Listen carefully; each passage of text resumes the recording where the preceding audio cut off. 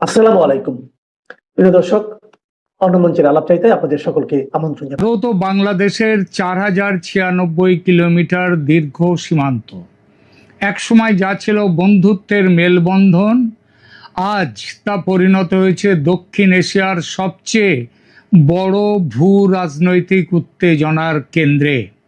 BSF ও বিজিবির মুখোমুখি অবস্থান, অনুপ্রবেশকারীদের পুশব্যাক, আর সেই সাথে সীমান্তে নতুন করে তৈরি হওয়া কাঁটাতারের বেড়া, সব মিলিয়ে পরিস্থিতি আজ বারুদের স্তূপে পরিণত হয়েছে।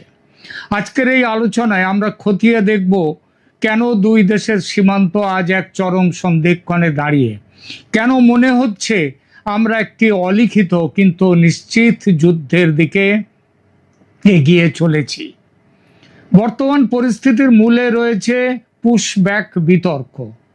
একদিকে ভারত তার অভ্যন্তরীণ নিরাপত্তার খাতিরে অনুপ্রবেশকারীদের, তাও তাদের সংখ্যাটা কম নয়, কমপক্ষে 2 কোটি এবং ঊর্ধ্বপক্ষে 3 কোটিও ছাড়িয়ে যেতে পারে, এই বিরাট সংখ্যক বাংলাদেশি অনুপ্রবেশকারীদের ফেরাতে বদ্ধপরিকর ভারত। অন্যদিকে বাংলাদেশের বর্তমান শাসকরা তাদের গ্রহণ করতে নারাজ। আমরা জানি যে এই নারাজ হওয়ার পেছনে অনেক বাস্তবিক কারণ আছে। যে দেশ এমনিতেই চরম দারিদ্র্যের মধ্যে রয়েছে, যাদের এই মুহূর্তে সেইভাবে মানুষের খাদ্য, বস্ত্র, বাসস্থানের তেমন করে সুযোগ করে দিতে পারছে না, নানান অসুবিধা রয়েছে তাদের খাদ্যের সব কিছু দিক দিয়ে, তার উপরে 2.5 থেকে 3 কোটি মানুষকে যদি নিতে হয় তাহলে তাদের নানা রকম অসুবিধে, তারা আরও বিপর্যস্ত হয়ে যাবে।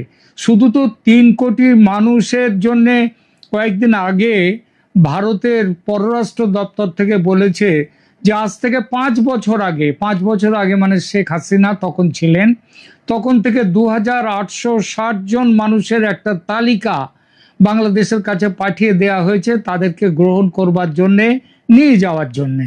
বাংলাদেশ তার উত্তর আজ অবধি দেয়নি। দিলে মুশকিল আছে। এই তালিকাটা এই ভিত্তিতে একবার গ্রহণযোগ্য বলে তারা ধরে নিলে তারপরেই এই তালিকাতেই তো আর শেষ নয়, এবং এটা তো সবে শুরুও নয়, একেবারে শুরুরও আগের মাত্র 2860। এরপরে একটা বিরাট সংখ্যক মানুষের লিস্ট চলে আসবে। তো এই দুই অনমনীয় অবস্থানের কারণে বিএসএফ ও বিজিবি আজ সরাসরি মুখোমুখি দাঁড়িয়ে গেছে। কিন্তু এর চেয়েও ভয়ঙ্কর হলো এর সামাজিক প্রভাব। বাংলাদেশে কমতে কমতে যে 1.5 কোটি হিন্দু এখনো অবশিষ্ট আছে, তারা মুখোমুখি হয়েছে এক তীব্র আতঙ্কের। আর সেই 1947 সালের পর থেকে দীর্ঘ প্রায় 8 দশকের অভিজ্ঞতায় যা দেখা গেছে, এরকম একটা পরিস্থিতির উৎপত্তি হয় আর হিন্দুরা আতঙ্কিত হয়ে দেশ ছাড়ে। এবারও এই পরিপ্রেক্ষিতে হিন্দুরা আতঙ্কিত হয়ে আবার দেশ ছাড়তে শুরু করেছে। তবে এবার দেশ ছেড়ে ভারতে চলে আসাটা সহজ নয়। আগে দেশত্যাগ করে আসা হিন্দুরা সীমান্তে বাধা পেত না, এখন পাচ্ছে। এখন ভারত সম্ভবত বুঝিয়ে দিতে চাইছে ওরা হিন্দু হলেও তোমার দেশের নাগরিক, ওদের রক্ষণাবেক্ষণ করতে আইন অনুযায়ী তোমরা বাধ্য, আর সেই দায়িত্ব পালন করতে হবে তোমাদের। যেমন ভারত তার সংখ্যালঘু মুসলিম নাগরিকদের জীবন জীবিকার দায়িত্ব নিয়ে এসেছে, নিচ্ছে, তেমন তোমাদেরও নিতে হবে তোমাদের দেশের সংখ্যালঘু হিন্দুদের দায়িত্ব। যদি না পালন করো সে দায়িত্ব, তাহলে কি করা হবে এবার? এতদিন সেটা করা হয়নি, সেটাও সম্ভবত ঠিক করেছে এবার ভারত। সেই ঠিক করাটা কি বলবো, তবে এখন নয়, আলোচনার শেষে। যা বলছিলাম, সীমান্তের পশ্চিমবঙ্গ পারে ভিড় জমাচ্ছে অনুপ্রবেশকারী বাংলাদেশিরা দেশে ফিরবে বলে, স্বেচ্ছায় নয় ভয়ে। বিএসএফ তাদের তুলে দেবে বিজিবির হাতে, কিন্তু বিজিবি বাংলাদেশ বর্ডার গার্ডস তারা সহজে নিতে চাইছে না, তাদেরকে নিজের দেশের মানুষকে তৈরি করছে নানান অজুহাত। আর সীমান্তের বাংলাদেশ পারে অনেক জায়গায়, বিশেষ করে নদিয়ার সীমান্তবর্তী অঞ্চলে ভিড় করে রয়েছে বাংলাদেশের বহু হিন্দু পরিবার। তারা অনুপ্রবেশকারী নয়, স্বদেশে অত্যাচারের ভয়ে আতঙ্কে ভারতে পালিয়ে আসতে চাইছে। যেমনভাবে 1971-এ পালিয়ে এসেছিল বেশিরভাগ হিন্দু, সঙ্গে সামান্য কিছু মুসলিম, কিন্তু বিএসএফ এবার তাদের আসতে দিচ্ছে না। ভারতে বাংলাদেশি অনুপ্রবেশকারী হটাওয়ের পাল্টা হিসেবে বাংলাদেশি মুসলিম মৌলবাদীরা হুমকি দিচ্ছে সে দেশের হিন্দুদের দেশ ছাড়ার জন্য। এই গোষ্ঠীগুলির হুমকি এবং বিক্ষিপ্ত কিছু আক্রমণের ঘটনা আগুনের স্ফুলিঙ্গের মতো কাজ করছে। এর ফলে মানুষ ভিটে মাটি ছেড়ে ভারতের দিকে চলে আসার জন্য জমায়েত হচ্ছে অনেক জায়গায়। কয়েকদিন আগে একটি ছবিতে দেখলাম নদিয়ার সীমান্তের এক পারে, সেখানটাতে নদী সেখানে ডিমার্কেশন দুদেশের, তার মধ্যে বাংলাদেশ থেকে হিন্দুরা নদীর জলের উপরে দাঁড়িয়ে রয়েছে, তারা ভারতে আসতে চায়, এপারে বিএসএফ কড়া পাহারা দিয়ে রেখে দিয়েছে। ফলে আজকে এই পরিস্থিতি এসে দাঁড়িয়েছে। এবং সীমান্তে এটি শুধু একটি সীমান্ত ইস্যু নয়, পরিকল্পিত ডেমোগ্রাফিক গেম। সংখ্যাটা লক্ষ্য করুন, ভারতে বাংলাদেশি অনুপ্রবেশকারী মুসলিমের সংখ্যা 2 কোটির ওপর, আবার বাংলাদেশের সংখ্যালঘু হিন্দুদের সংখ্যা 1.5 কোটির ওপর। 2001 সালে অটল বিহারী বাজপেয়ী একটা রাস্তা খুঁজতে চেয়েছিলেন, মিডল পাথ। তিনি মাধবগড় বলে একটি কমিটি তৈরি করে দিয়েছিলেন এই সমস্যা দেখার জন্যে। সেই কমিটি একটি অত্যন্ত বাস্তবসম্মত সুপারিশ করেছিল, সেটা হলো অবৈধ বাংলাদেশি অভিবাসীদের ওয়ার্ক পারমিট দিয়ে ভারতে রাখা। কিন্তু আজ সেই আলোচনার পথ বন্ধ। কেন? কারণ বাংলাদেশের বর্তমান প্রশাসনের মূল ভিত্তি হলো তীব্র ভারত বিরোধিতা। মোহাম্মদ ইউনূস চলে গেছেন, মোহাম্মদ তারেক রহমান এসেছেন, কিন্তু ব্যাখ্যা সেই ভিত্তিটা এক রয়ে গেছে। বাংলাদেশে রাজনীতি করতে গেলে ভারত বিদ্বেষ সেখানকার রাজনৈতিক দলগুলোর খুব বড় মূলধন। এই মূলধন না থাকায় বা ভালোভাবে ব্যবহার না করায় শেখ হাসিনার পতন হয়েছে। আর এই মূলধনের জন্য তারেক রহমান ভারতের বন্ধুত্বের হাত ধরতে চাইছেন না, ফিরিয়ে দিয়েছেন। এখানেই আসে পাকিস্তানের কথা। গোয়েন্দা রিপোর্ট এবং ভূ রাজনৈতিক পর্যবেক্ষকদের মতে পাকিস্তান এই অস্থিতিশীলতাকে কাজে লাগিয়ে ভারতকে চাপে ফেলতে চাইছে। সিন্ধু জল চুক্তি নিয়ে ভারতের সাম্প্রতিক কঠোর অবস্থান, অপারেশন সিন্দুরে পরাজয়ের বদলা নিতে পাকিস্তানের পূর্ব সীমান্তকে অস্থির করে তোলার ছক, সে কথা স্পষ্টাস্পষ্ট বলেছেও পাকিস্তান। বলেছে এবার যুদ্ধ হবে ভারতের পূর্ব সীমান্তে। আর সেই উদ্দেশ্য সামনে রেখে পাকিস্তানের বড় কর্তারা, সামরিক কর্তা, এমনকি প্রধানমন্ত্রী পর্যন্ত কয়েকদিন আগে বাংলাদেশ সফর করে গেছেন। তাদের সামরিক বাহিনীর বড় কর্তারা বাংলাদেশ সফর করেছেন। আবার বাংলাদেশ সরকারও তাদের সামরিক বড় কর্তাদের সেখানে পাঠাচ্ছেন। সুতরাং পাকিস্তান যে বলেছে এবার যুদ্ধ হবে ভারতের পূর্ব সীমান্তে, সেটা বোধহয় খুব একটা মিথ্যে তো নয়, বরং সেই পথে খুব দ্রুত এগিয়ে চলেছে পাকিস্তান। আর বাংলাদেশ সরকার তারা না বুঝে ভারত বিরোধিতার কারণে সেই ফাঁদে পা দিচ্ছে। শেখ হাসিনার পতনের পর ভারত ও বাংলাদেশের সম্পর্কের মধ্যে যে শূন্যতা তৈরি হয়েছে, তা আজ শুধু এই দুই দেশের সমস্যা নয়, বরং পুরো দক্ষিণ এশিয়ার নিরাপত্তার জন্য হুমকির কারণ হয়ে দাঁড়িয়েছে। একটা ভরসার জায়গা এখনো আছে, যদিও এই সামনের সপ্তাহে 8 থেকে 11 জুন নয়াদিল্লিতে বসতে চলেছে বিএসএফ এবং বিজিবির কেন্দ্রীয় পর্যায়ের উচ্চ তরফের বৈঠক। মহাপরিচালক ও শীর্ষ কর্মকর্তারা দুই সংগঠনের তারা বসবেন আলোচনার টেবিলে। কিন্তু সত্যিই কি কোনো সমাধান বেরিয়ে আসবে? আমার বিশ্লেষণ বলছে সমাধান পাওয়া কঠিন শুধু নয়, অসম্ভব। কারণ উভয় পক্ষই তাদের অবস্থানে অনড়। তাই এই বৈঠকটি কেবল একটি কূটনৈতিক আনুষ্ঠানিকতা হয়ে থাকার সম্ভাবনাই প্রবল। আর যদি এই বৈঠকে কোনো রফাসূত্র না মেলে, তবে সীমান্তে সংঘাতের তীব্রতা বাড়ার সম্ভাবনা ভয়ঙ্কর। 90% এটি অপারেশন সিন্দুরের মতো কোনো পরিস্থিতি কি তৈরি করতেই পারে। ভারত যে আর কোনো নরম অবস্থানে থাকবে না, তা দিল্লির সাম্প্রতিক পদক্ষেপগুলো দেখিয়ে দিয়েছে। এই খবরও আসছে দিল্লির রাজনৈতিক সূত্র থেকে, বাংলাদেশের হিন্দুদের যদি এবার গ্রহণ করে ভারত, তবে তাদের জনসংখ্যার আনুপাতিক হারে বাংলাদেশের ভূমির দখল নেবে ভারত।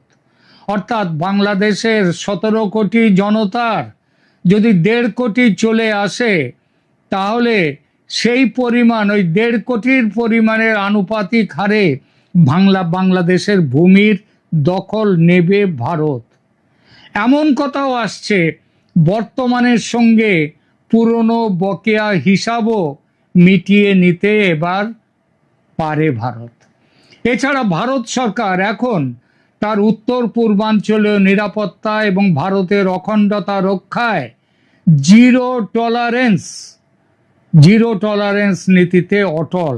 তাদের কাছে এটি কেবল আর সীমান্ত ইস্যু নয়, এটি জাতীয় অস্তিত্বের প্রশ্ন। অন্যদিকে বাংলাদেশের বর্তমান শাসকরা তাদের রাজনৈতিক অস্তিত্ব টিকিয়ে রাখতে ভারত বিরোধিতাকে হাতিয়ার করেছেন। বাংলাদেশের হিন্দুরা তাই আজ এক বিপজ্জনক মোড়ে দাঁড়িয়ে। প্রশ্ন একটাই, কূটনীতির কি এখনো জেতার সুযোগ আছে, নাকি ভারতের পাবলিক ডিপ্লোমেসি বা সাধারণ মানুষের সাথে সরাসরি যোগাযোগের পথ ছাড়া আর কিছুই বাকি নেই? নাকি আমাদের প্রস্তুত থাকতে হবে এক অনাকাঙ্ক্ষিত সংঘাতের জন্য? প্রিয় দর্শক, আপনারা কি মনে করেন, এই পরিস্থিতি কি আলোচনার মাধ্যমে মেটানো সম্ভব, নাকি আমরা একটি বড় সংঘাতের দ্বার প্রান্তে? এই সম্ভাবনা কিন্তু এখন যত দিন যাচ্ছে তত কিন্তু একদম প্রকট হয়ে উঠছে। আর অনুপ্রবেশকারীদের নিয়ে যে সমস্যা আজ বেঁধেছে, এই সমস্যায় যদি বাংলাদেশ যদি তাদের নিজেদের মানুষদের ফিরিয়ে না নিতে চায়, তাহলে ভারতের সামনে, আবার বলছি, সামরিক সংঘাত ছাড়া কোনো রাস্তা নেই। আর তার পাল্টা হিসাবে যদি বাংলাদেশের হিন্দুদের উপরে কোনো রকম অত্যাচার হয়, এবার ভারত মুখ দর্শক হয়ে বসে থাকবে না এবং ওই বাংলাদেশের হিন্দুরা উদ্বাস্তু হয়ে ভারতে আসবে, আবার লাখে লাখে 1.5 কোটি। ভারত আর সেই পথে চলবে না, মেনে নেবে না। এখনকার মতো এখানেই রাখছি। ভালো থাকবেন, ধন্যবাদ। এই মুহূর্তে আপনাদের সামনে কথা বলতে এসেছি। আওয়ামী লীগ ভয়ে ভীত সন্ত্রস্ত বিএনপি, জামাত, গং। কেন ভীত সন্ত্রস্ত? দেখুন, যে জাতীয় সংসদ নির্বাচনে বিএনপি জামাতেরই সরকার, ইউনূস সরকার আওয়ামী লীগকে অংশগ্রহণ করতে দেয় না। প্রজ্ঞাপন জারি করে আওয়ামী লীগের কার্যক্রম নিষিদ্ধ, এবং তারই প্রেক্ষিতে নির্বাচন কমিশন আওয়ামী লীগের নিবন্ধন স্থগিত করে রেখেছে, যার দরুন আওয়ামী লীগ জাতীয় সংসদ নির্বাচনে অংশগ্রহণ করতে পারেনি।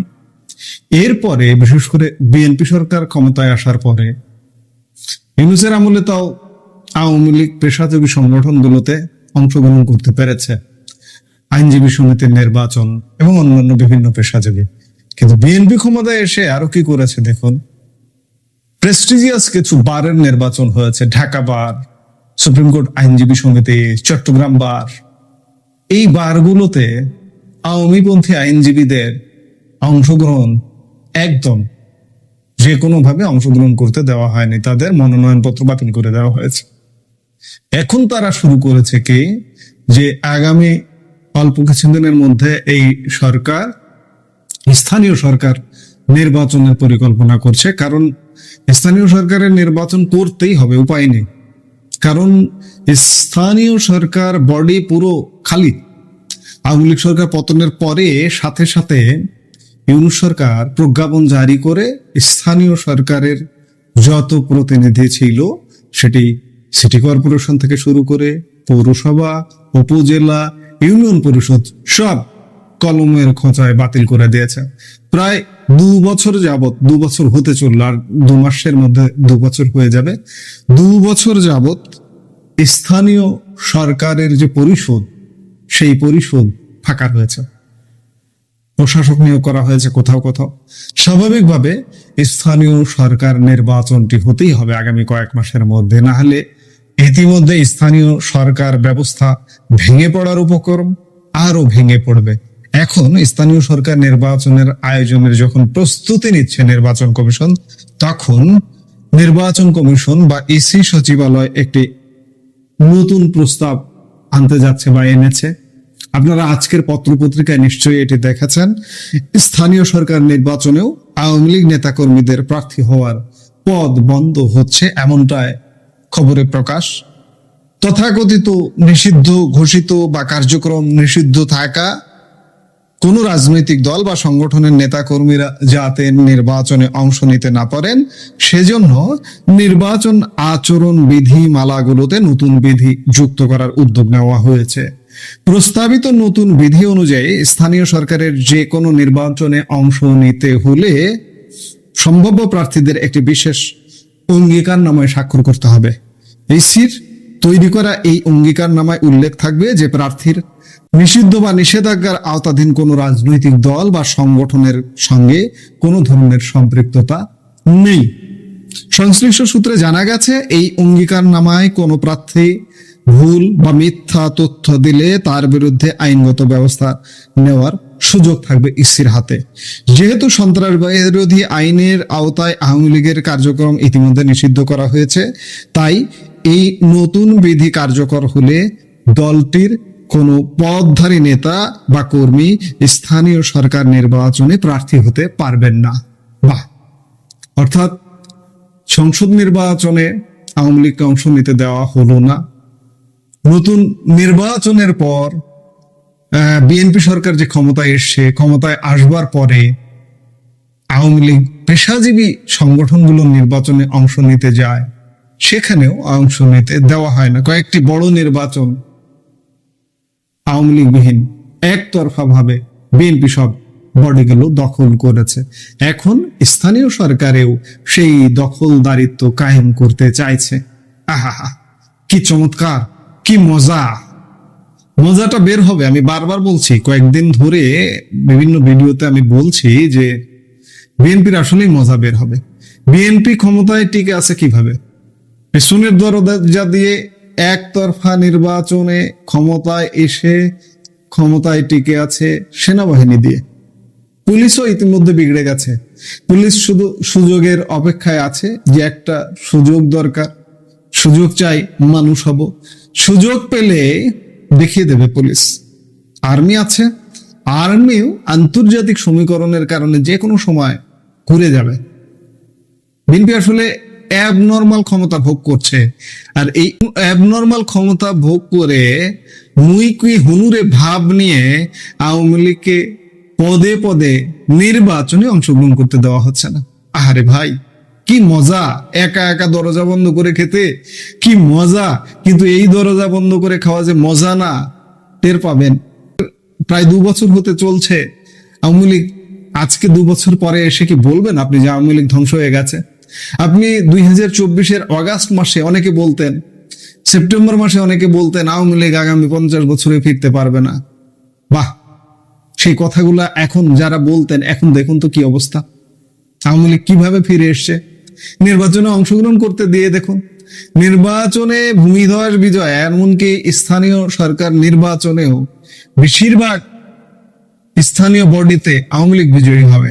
যার কারণে এই পালসটা বুঝতে পেরে ক্ষমতাসীনরা আওয়ামী লীগকে নির্বাচনে অংশগ্রহণ থেকে বিরত রাখবার একটা অপচেষ্টায় লিপ্ত। আওয়ামী লীগ আসবে না এখনো অনেকে দিবা স্বপ্ন দেখছেন। যারা দিবা স্বপ্ন দেখছেন তারা আসলে বাস্তব পৃথিবীতে নেই। আওয়ামী লীগ অতীতেও বারবার বাধাপ্রাপ্ত হয়েছে। আমি স্বাধীন বাংলাদেশের আগে যাব না, স্বাধীন বাংলাদেশেই 75-এর আওয়ামী লীগের কি অবস্থা ছিল। আওয়ামী লীগ ভেঙে খান খান হয়েছিল, নেতৃত্ব ছিল না, 3টা নেতৃত্বে 3টা দলে বিভক্ত হয়ে গিয়েছিল। সেই 3টা নেতৃত্বে 3টা দল থেকে আওয়ামী লীগ ফিরে এসে ক্ষমতায় এসছে দীর্ঘ সময়। এবং বাংলাদেশের উন্নয়ন অবকাঠামোর যদি কাউকে নাম নিতে হয় কোন সরকারকে, আওয়ামী লীগকে নিতে হবে। বিশেষ করে গত 16 বছরে যা করেছে। তো সেই আওয়ামী লীগ 75-এর কঠিন সময় থেকে ফিরে এসছে, আজকে 24-এর কঠিন সময় থেকেও ফিরে এসে গেছে। যারা ভাবছেন যে আওয়ামী লীগ আসবে না, কতক্ষণ আপনি আটকিয়ে রাখবেন?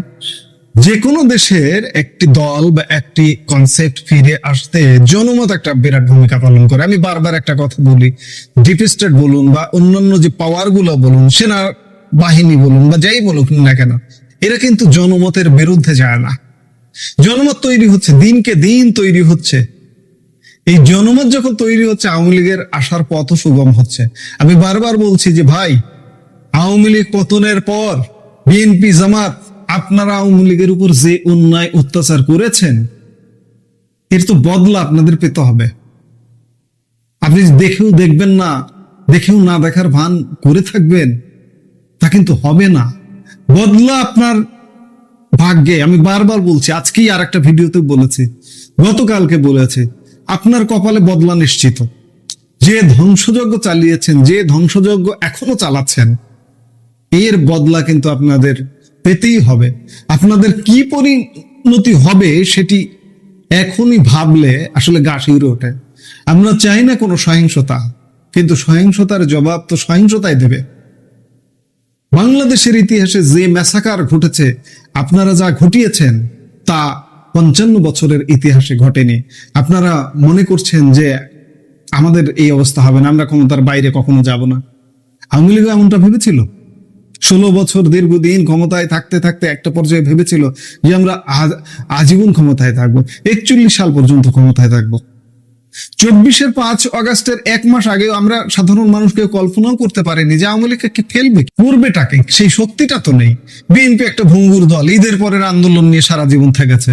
বিএনপি তো আওয়ামী লীগের 16 বছরে পতন করতে পারেনি, তার পতনটা করবে। দেশি বিদেশি ষড়যন্ত্র একজোট হয়ে জামাত, বিশেষ করে জামাতি মেকানিজমে আওয়ামী লীগের পতন হয়েছে। আজকে বিএনপি ক্ষমতায়, পেছনের দরজা দিয়ে ক্ষমতায় এসছে। ক্ষমতা কিন্তু শক্তিশালী নয়, এই ক্ষমতারও পতন হবে। এবং সেই পতন পরবর্তী সময়ে বিএনপির যে করুণ দশা হবে সেটি আসলে ভাবা যায় না। যাই হোক, আওয়ামী লীগকে পদে পদে ঠেকিয়ে দেবার চেষ্টা করা হচ্ছে। বিএনপির লোকজন দিবা স্বপ্ন দেখছে। আমরা যখন এই কথাগুলো বলি যে আওয়ামী লীগ এসছে আবার ক্ষমতায় আসবে, আমাদেরও কমেন্টে 2-1 বিএনপি সমর্থক এসে বলেন যে দিবা স্বপ্ন দেখতেই পারেন। দিবা স্বপ্ন কোনটা? আপনি যেটি বলছেন সেটি সঠিক নয়। কারণ এই দেশে আওয়ামী লীগ থাকবে, এই দেশে বিএনপিও থাকবে, এই দেশে অন্যান্যরাও থাকবে। এটাই হচ্ছে স্বাভাবিক, যদি সঠিক নেতৃত্ব থাকে। আওয়ামী লীগ হারিয়ে যেতে পারতো, কিন্তু হারিয়ে যায়নি। আওয়ামী লীগ মানুষের আসলে শিরা উপশিরায় ঢুকে গেছে একটা বিশাল জনগোষ্ঠীর, যার কারণে আওয়ামী লীগ হারিয়ে যাবে না, হারিয়ে যায়নি। বিএনপিরও যদি শিরা উপশিরায় থাকে, বিএনপিও হারাবে না, কিন্তু কঠিন করুণ পরিস্থিতির মধ্যে পড়বে। 2009 থেকে 24 সাল পর্যন্ত যে করুণ অবস্থায় ছিল, আগামী দিনে হয়তো বিএনপি আরো করুণ পরিস্থিতিতে পড়বে। যদি নেতৃত্ব ঠিক থাকে তাহলে আবার ফিরে আসবে, না থাকলে হারিয়ে যাবে। এখন সেটি দেখার বিষয় যে আওয়ামী লীগকে যারা বলছেন যে হারিয়ে যাবে, আওয়ামী লীগ আর আসবে না, আওয়ামী লীগ কিভাবে আসবে, দেখবেন, অবশ্যই দেখবেন এই যে নির্বাচনগুলো থেকে যে আওয়ামী লীগকে বিরত রাখার প্রচেষ্টা, এগুলো আসলে ভালো করছেন না। জনমত দিনকে দিন আপনাদের বিপক্ষে যাচ্ছে। জনমত যখন বিপক্ষে যাবে, পুলিশ, আর্মি, বিদেশি শক্তি কেউ আপনাকে রক্ষা করবে না। আপনারা কিন্তু সে পথে হাঁটছেন। বারবার আমরা সতর্ক করে দিচ্ছি, কিন্তু আপনারা শুনছেন না। ক্ষমতায় থাকলে আসলে চোখে কিছু দেখা যায় না, তো যার কারণে আপনারা শুনবেনও না। পতন হলে তখন বুঝতে পারবেন যে হ্যাঁ, পতন হয়ে গেল। আমরা অপেক্ষা করি যে দেখি সামনে আরো কি ঘটছে। এই মুহূর্তের ভিডিও থেকে বিদায় নিতে চাইছি।